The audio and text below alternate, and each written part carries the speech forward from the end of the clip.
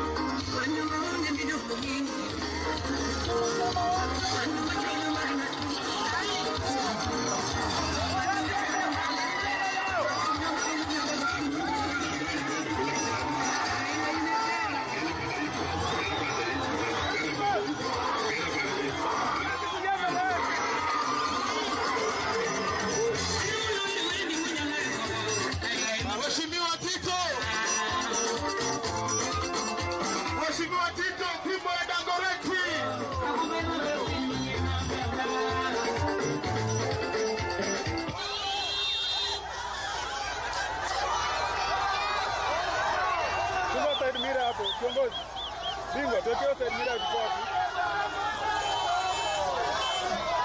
Asante.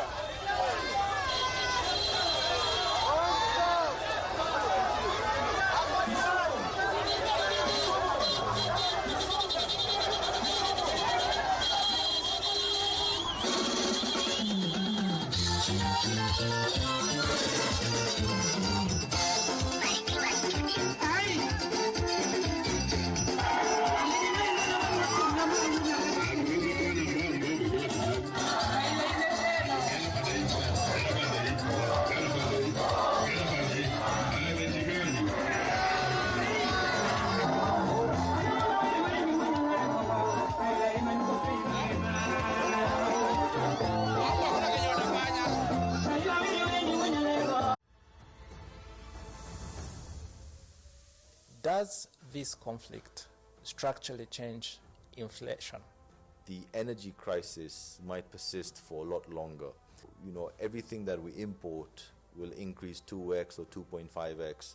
From a growth perspective, where we thought growth will be in the low 5% prior to the onset of these geopolitical risks, I do think that an entrenched war in the Middle East can shave off at least 0.3 to 0.5 percentage points because of the inflationary impact.